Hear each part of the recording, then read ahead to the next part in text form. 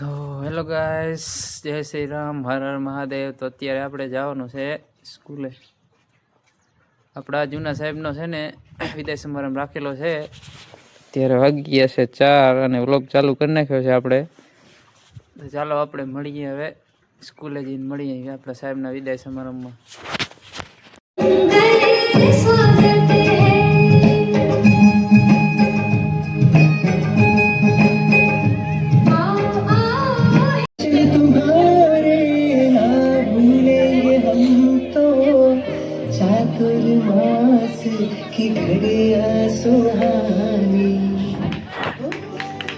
बार जे भाईओ ऊभा छे अंदर આવી જાવ તો થોડું સારું લાગે. આમ ખરાબ લાગે તો આપણો એટલે અંદર જગ્યા ઘણી છે, ખુરશીઓ પણ ખાલી છે.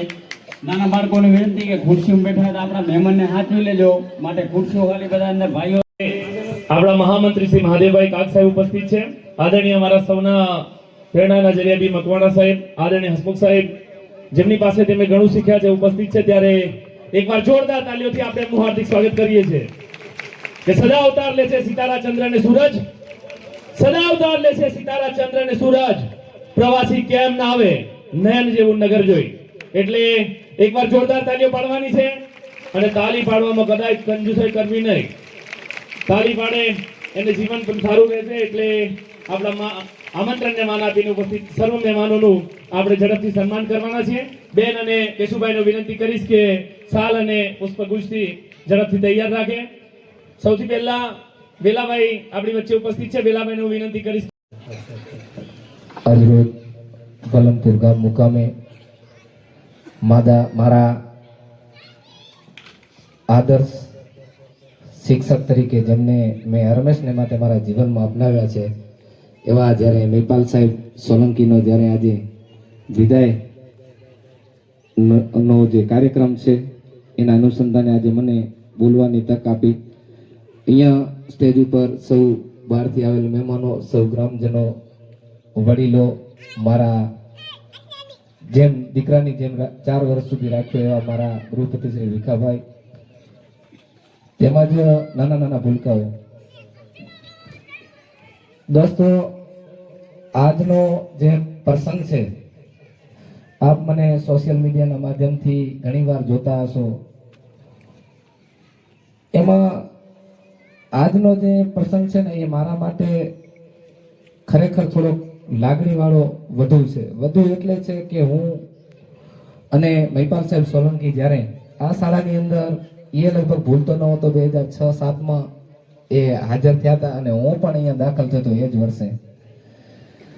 ત્યારથી એમની સાથેનો જે મારો સંબંધ છે એ કાયમી આજ દિન સુધી એવો ને એવો ટકી રહ્યો. એના પછી હું આટલી બધી શાળાઓમાં ગયો, પરંતુ એટલા આદર્શ અને માર્ગદર્શક શિક્ષક. એટલે મેં કીધું હા તો શેરડી ખાવ તો શું થાય. એટલે જેવી આપણે શેરડી ખાવા જઈએ મજા આવે અને એક ગોઠ આવે, પાછી શેરડી ખાવાની શરૂ કરીએ મોડ મજા આવે, પાછી ગોઠ આવે. પાછી શેરડી ખાવાની શરૂ કરીએ મોડ મજા આવે, પાછી ગોઠ આવે. શેરડી ખાવાની છોડી દીધી ના, એ ગોઠને આપણે ચાવીને પણ શેરડીને ખાઈ જઈએ. એમ ધીરે ધીરે કરતા થોડા જે પ્રશ્નો આવ્યા એનું મેં સોલ્યુશન કર્યું. અને શું કહેવાય કે આ ગામ એટલે એટલું પ્રેમાળ ગામ. પહેલા મારે પાણી માટે લાઈનમાં ઊભું રહેવા માટે કલાક જેવો સમય લાગતો. વેલાભાઈ પણ હાજર, મનસુખભાઈ અહીંયા બી હાજર છે. મનસુખભાઈ અમે જોડે ખૂબ સારી ક્રિકેટ રમીએ. પછી આ માતાઓ બહેનો અને આ જ પરિવાર છે જેમને મને એવું કહ્યું કે સાહેબ નવા આવ્યા છે નિશાળમાં, એમને જવાનું, એમને લાઈનમાં આગળ જવા દો ડોલો ભરવામાં. એટલે 2 મહિના આ ગામે મને ડોલ ભરવામાં પાછળ રાખ્યો. પછી ખબર પડી છે કે માસ્ટર કામના છે આ. કારણ કે મેં નિશાળમાં આવી અને પછી મને જેટલી કળા ઉપરવાળાએ આપી હતી એ પૂરેપૂરી આપવાનો પ્રયત્ન કર્યો. ધીરે ધીરે ઘેર ખબર પડી બધાને એક નવા સાહેબ આવ્યા છે, ભણાવે તો છે, ઝાડુ ચોપડીઓ તો ખોલે છે. કદાચ એના પહેલા નતા ખોલતા એવું મારો કોઈ મતલબ નહીં. સુરેશ એનો હાજરી છે. એટલે ધીમે ધીમે આ ડોલોમાં પણ મારો નંબર આગળ આવવા મળ્યો. અહીંયા એટલા થાય એટલા પ્રયત્ન કર્યા. સૌથી વધારે દુઃખ મને એ હતું કે અમારી જોડે નિશાળ તો હતી પણ એ નિશાળ હારી હતી ને એટલી બધી ભૌતિક સુવિધાઓ નથી. આ છોકરાઓને સામું જોઉં ત્યારે મારો જીવ બળીને ખાક થઈ જાય. વજન વધે પણ મારો આત્મા દુખી થાય. આ તમે જોયા છે કે હું મનસુખભાઈને ખબર, મહેશભાઈને ખબર, આખી ટીમને, રામજી કાકાને ખબર, 41 કિલો વજન સાથે વલ્લભપરમાં એન્ટ્રી કરી હતી મેં. અને એનાથી ડબલ 3 ગણા થોડા નજીક રહીને પાછું મળ્યું. એટલે આ છોકરાઓ માટે જ્યારે વાત આવી ત્યારે નવી નિશાળ માટે ખૂબ મહેનત કરી. સરકારશ્રી સામે ક્યારેક લડાઈ પણ કરવી પડે. જો જીવનમાં આગળ આવવું હોય તો બધે પાછળ ના રહેવું પડે. ઘણાએ મને ગાંધીનગરથી ધમકી પણ આપી કે તને આમ કરી દઈશું, તેમ કરી દઈશું, તમે ખોટા સરકાર નાગેનમાં મેસેજ કરો છો. ઘણીવાર મેં ફોટા પાડી આ નિશાળના સ્થળે સર્વ ભગવાન જોયો છે. એવી આ કચ્છની ભૂમિને મારા વંદન છે. આજે આટલી મોટી સંખ્યામાં તમે આયા એનાથી વિશેષ તો કઈ માસ્તરને મળી ના શકે. એક શિક્ષક એક સામાન્ય કહેવાય, કોઈ કલેક્ટર સાહેબ કે કોઈ મોટી પદવીવાળી વ્યક્તિની બદલી નથી. એક શિક્ષકની બદલીમાં આટલી મોટી સંખ્યામાં મારો પરિવાર આવ્યો એ જ મારી મોટી જીત છે. તમે હંમેશા મારા હૃદયમાં રહેશો. આ સમય દરમિયાન મેં પૂરો પ્રયત્ન કર્યો છે કે હું તમને બધાને હેલ્પફુલ બનું. મારા વિદ્યાર્થીઓ મારા માર્ગ ઉપર ચાલી આજે ખૂબ સારી પ્રગતિ કરી રહ્યા છે. સુરેશભાઈ હોય, અહીંયા ડોક્ટર શિવાભાઈ પણ છે. એવા ખૂબ સારા વિદ્યાર્થીઓ આગળ વધ્યા છે. આપ જીવનમાં ખૂબ આગળ વધો.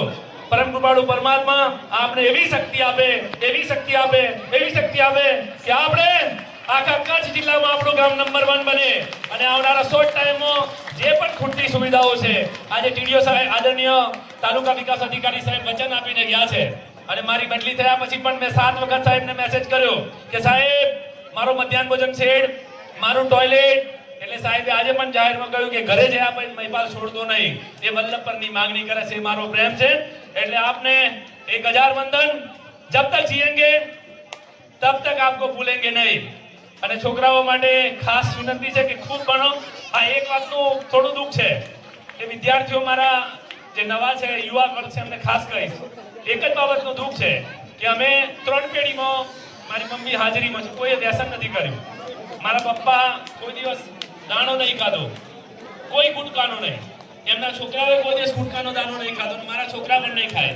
અને મારા દાદા લોકો કહેતા હતા કે એમને વ્યસન નથી કર્યું. એટલે તમે गुरुवर ना जाओ यही कहते हैं धड़कन.